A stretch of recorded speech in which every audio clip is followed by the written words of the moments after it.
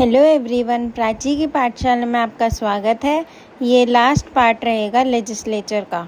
जैसे कि हमने प्रीवियस लेक्चर में देखा, तो जो पार्लियामेंट होती है वो कैसे कंट्रोल करती है एग्जीक्यूटिव पे, उसके वेरियस डिवाइसेस जो हमने पिछले लेक्चर में देखे थे उसको डीपली एक्सप्लेनेशन में आज हम देखेंगे।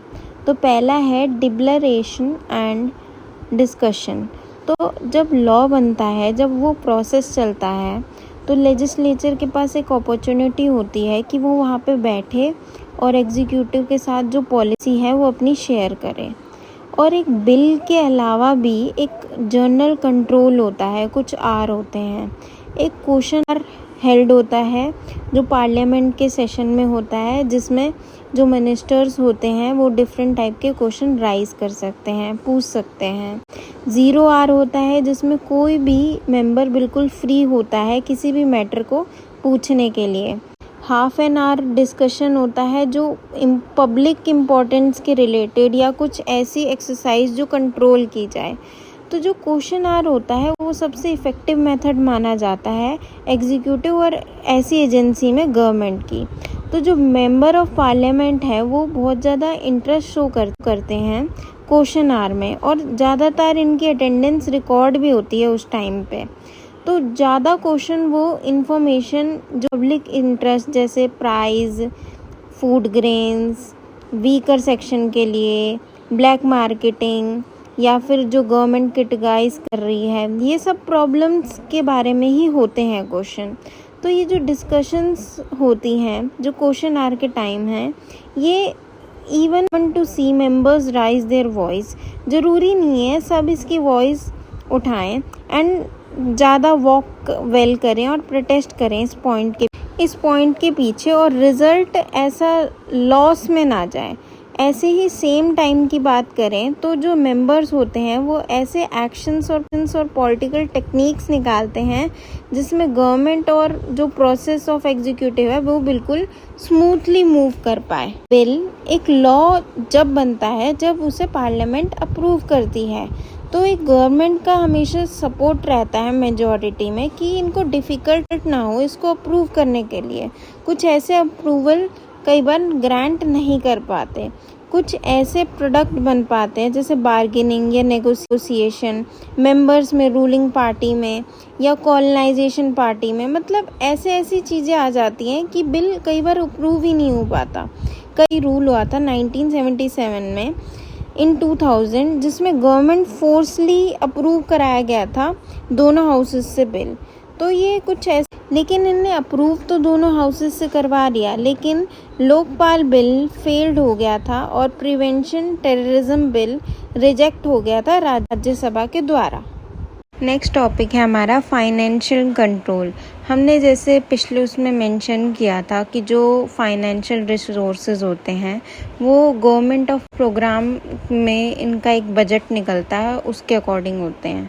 तो जो प्रेजेंटेशन होती है या प्रिपरेशन ऑफ बजट होता है वो लेजिस्लेचर इसे अप्रूव करता है और फिर उसे गवर्नमेंट एक्सरसाइज और कंट्रोल करती है।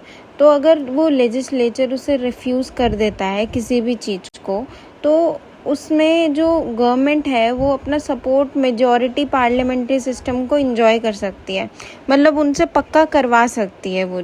और अगर कुछ ऐसे मनी बिल हैं जो लोकसभा डिस्कस करने के बाद कुछ मनी चाहिए होता है या कोई फंड चाहिए होता है, तो आगे जाके वो पब्लिक अकाउंट कम्युनिटी को बोल सकती है, लेकिन उसमें जो लोकसभा में है वो लेजिस्लेटिव कंट्रोल नहीं करेगा और फाइनेंशियल प्रॉपर्टी पे ध्यान नहीं देगा। और जो लेजिस्लेचर होती है वो कंसर्न होती है जो भी पॉलिसीज़ ऑफ गवर्नमेंट निकलती है, और उसमें जो रिफ्लेक्ट होता है वो बजट रिफ्लेक्ट होता है।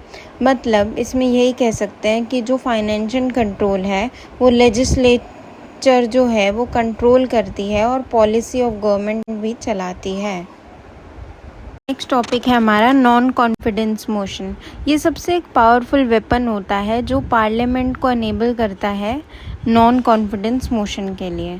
तो जो गवर्नमेंट होती है अगर एक पार्टी कॉलोनाइजेशन पार्टी मेजॉरिटी में होती है लोकसभा में, तो तब तक वो हाउस रहता है, तब तक डिसमिस नहीं रहता।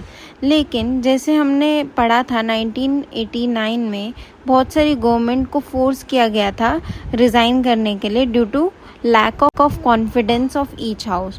तो उस टाइम पे जो गवर्नमेंट थी उसने कॉन्फिडेंस लूज कर दिया और लोकसभा में they failed to support the colonise partner, तो वो कॉलोनाइज नहीं कर पाए और वो हट गए।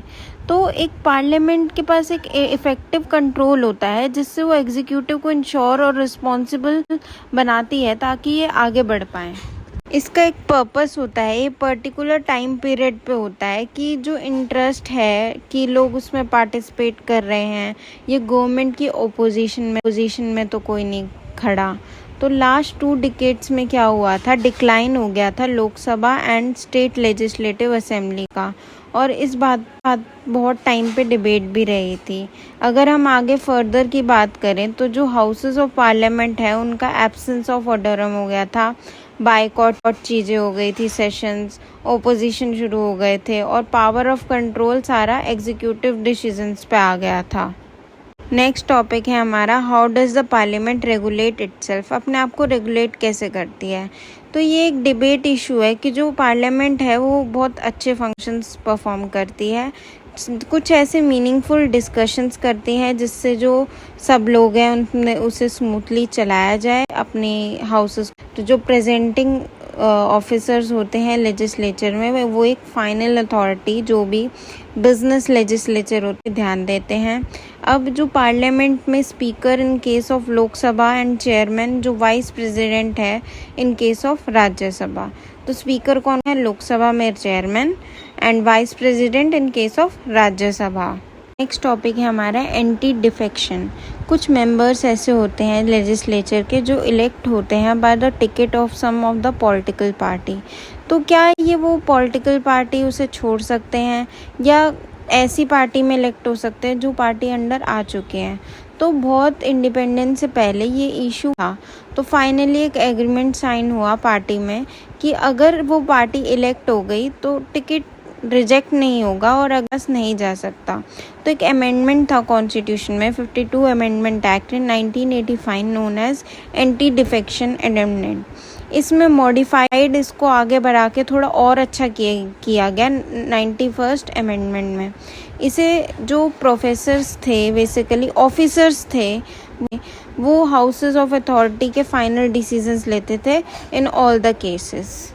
एक्चुअल में डिफेक्शन का मीनिंग होता क्या है हम वो देखेंगे।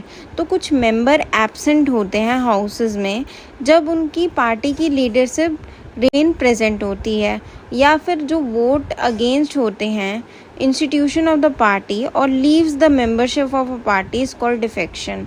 मतलब उनकी पार्टी लीडरशिप में नहीं आई और उनने दूसरी पार्टी ज्वाइन कर ली, इज बेसिकली अ डिफेक्शन।